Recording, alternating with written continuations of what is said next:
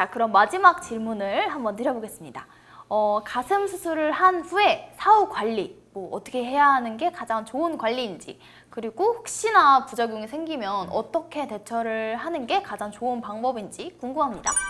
사후 관리는 네. 정기적으로 이제 여러 가지 방법이 많지만 기본적으로 처음에는 붓기랑 염증에 관해서 예방하기 위한 네.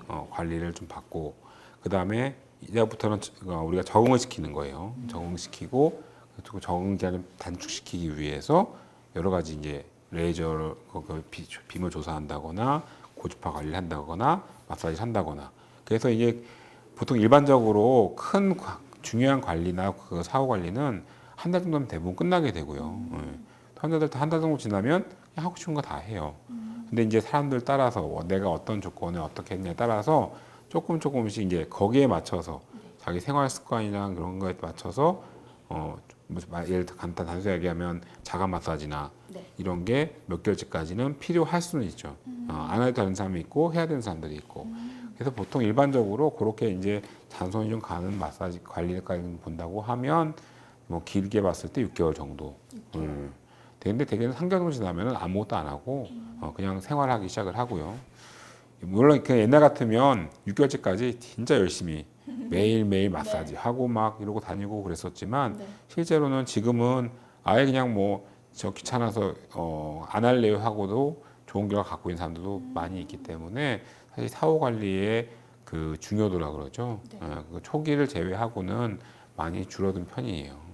그다음에 이 부작용은 당연히 우리가 이제 수술하기 전에 설명하고 하지만 이거는 왜냐하면 환자들도 알고 있어야 되고 그다음에 이거에 대해서 어떻게 대처하느냐 방법은 딱 빨리 병원 오는 거죠. 빨리 병원으로. 와서 확인하고 그래서 항상 경과 체크를 하는 이 의미가 환자가 수술 받은 친구들이 자기가 어떤 이상인지 모를 때도 있잖아요. 그러니까 그게 있는지 없는지를 체크하는 게 사실은 가장 의미가 큰 거죠. 그냥 그런 스케줄 맞춰서 주기적으로 점검만 받으면 사실 크게 부작용 없이 이제 자리가 잡힐 수가 있는 거예요.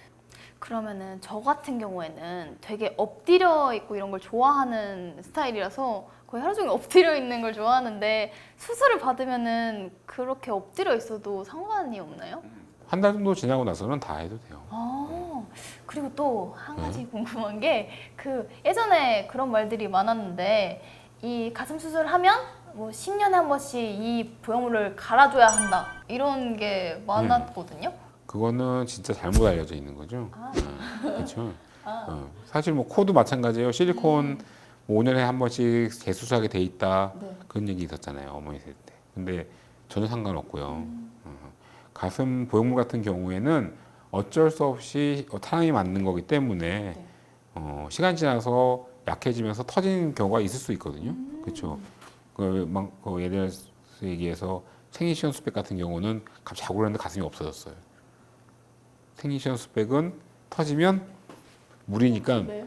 몸에 다 물이 흡수를 해버리니까 없어져요. 자고 그래서- 일어났는데 가슴이 없어지면 이게 무슨? 그렇죠. 그래서 놀라서 다 오세요. 그러니까 근데 그거는 당연한 건 생리시전 수백은 잘 새요. 그래서 뭐 지금 쓰는 코젤을 개발한 것도 있긴 하지만 실질적으로 요즘 기술이 워낙 발달해 있기 때문에 그렇게 터지는 비율이 그렇게 높지가 않고요. 옛날에 쓴 보형물이라 하더라도 지금도 멀쩡하게 잘 가지고 계신 분 많아요. 그리고 염증이라는 게 혹시라도 뭐 염증이 있을까 해서 교체한다 생각할 수 있는데 실제로 몸 안에 들어가고 나서 대략적으로 뭐 길게 봤을 때 1년이고 뭐 몇 개월 정도 사이에만 괜찮으면 대부분 사람들이 죽을 때까지 염증이 안 생긴다 생각해도 되죠. 그런 경우는 왜 지금 할머님들 코 수술하시는 할머님들 코 모양은 대부분 이상하신데 몇십 년 동안 염증 안 생겨 잘 계시잖아요. 신기하네요. 저는 뭔가 되게 어마어마한 수술이라고 생각하고 막 그랬는데 가슴이? 생각보다 그러니까 좀 뭔가 두려움이 뭐 코도 하고 했지만 뭔가 가슴 이렇게 하면 되게 크게 받아들이게 되더라고요. 근데 큰 수술은 큰 수술인데 정확히 알고서는 자기한테 맞춰서 맞는 거를 해줘야 좋은 수술이 되는 거죠. 그러니까 가슴 수술을 한 제 주변인들을 보면은 정말 제일 만족하는 수술 중에 하나로 가슴 수술을 뽑는 것 같더라고요. 저는 뭐 그냥 생긴 대로 살자 좀 이런 주의여가지고 뭐 아스팔트 껍딱지는 아닌 수준이라 그냥 그렇게 살았는데 이제 주변에 정말 이렇게 컴포도 띵띵 붙어있는 친구들은 굉장히 만족도가 엄청 높아가지고 되게 자신감도 생기고 그랬다고 하더라고요. 그래서 가슴 수술이 되게 자신감을 북돋아주고 나를 이렇게 좀 더 맞아요. 이렇게 해줄 수 있는 그런 수술인 것 같아요. 그리고 지금 또 하다가 생각난 게 있는데 그 지방 이식을 막 받는 분들이 있다고 하셨잖아요. 근데 그분들이 만약에 혹시나 저 보형물을 넣고 싶어요 하게 되면 그냥 그 상태에서 보형물을 넣는 거예요? 부음을 그렇게 넣긴 하는데 약간 안 넣는 사람하고는 약간 차이가 있긴 해요. 근데 이건 수술적으로 차이가 좀 있고 네. 그다음에 좀 더 주의해야 되는 게 있죠. 그 가장 큰 그래서 예전에 지방 주입을 한 선생님이 어디에 넣느냐가 중요해요.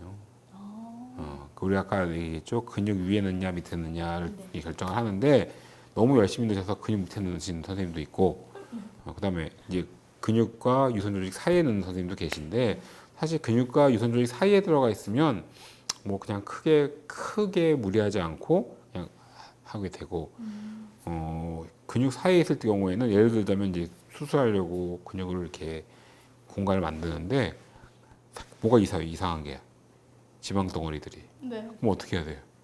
떼야 되잖아요. 네. 그래서 시간이 좀 더 걸리고 그 다음에 이것들이 이제 다 또 이제 살을 박혀 있던 것들이 왜 지방 이식한 세포들은 좀 약한 면이 있기 때문에 이게 충격받거나 수술적으로 뭔가 스트레스를 받으면 흡수된잖아요. 이 흡수될 때 물이 생겨요. 그럼 그게 보험을 만들어진 공간 안에 생기면 어떨까요? 그러면 이렇게 구형구축이나 뭐 이런 염증이나 이런 거 유발할 수 있기 때문에 그래서 조금 더 조심하고 조금 더 거기에 맞춰서 처치를 조금 더 길게 하고 하면서 해줘야 안전하게 끝나게 되죠. 네, 그러면은 이 가슴 성형에 대한 그런 엄청난 루머들도 굉장히 많았던 것 같아요. 오늘 이 영상에서 이제 말씀드리는 것들이 제가 알고 있는 모든 굉장히 안 좋은 단점들이 다 사실이 아닌 부분이 정말 많았고 이렇게 또 들으니까 되게 좀 더 좋은 방향으로 가슴 수술에 대해서 생각을 하게 되는 것 같아요. 그래서 이 가슴 수술에 대해서 고민이 정말 많으신 분들은 이 영상을 참고하시고 그다음에 병원에 직접 내원을 하셔서 상담을 받아보시는 걸 강추해드리고요. 혹시나 오늘 이 영상을 이제 끝나가는데 하실 말씀이 있다면 어떤 게 있을까요? 이 전에도 한번 했던 멘트인데 여러분 아름다운 밤이에요. 어머, 그런 거는 그렇게 하지 않아요? 제가 알려드릴게요. 여러분, 아름다운 밤이에요. 이렇게 해주셔야죠. 내가 네. 원장님인데. 하고 지금 아니요. 따라해보세요. 여러분, 아름다운 밤이에요. 윙크 한 번씩 해주시고. 여러분 모두 건강하고 본인에게 맞는 적정한 성형수술에서 다 같이 이뻐지길 기도할게요. 아름다운 밤이에요가 빠졌잖아요. 아름다운 밤이에요. 아름다운 밤이에요. 정말 제가 다음에 더 가르쳐서 오겠습니다. 여러분도 오늘도 이 영상이 여러분들에게 정말 많은 도움이 되셨으면 좋겠고요. 그리고 저희 항상 하는 멘트 있죠? 마블의 대표번호. 자, 따라하실 수 있죠? 네. 자, 02-596-7500 앞뒤가 안 똑같은 전화번호 02-596-7500 자, 이 번호로 연락 주시면 되고요. 그 다음에 이 영상을 정말 잘 보셨다면 좋아요와 구독 버튼 눌러주시고 알림 설정도 꾹꾹 해주세요. 그럼 오늘도 저와 함께 몸도 마음도 당당하고 아름다운 사람이 됩시다.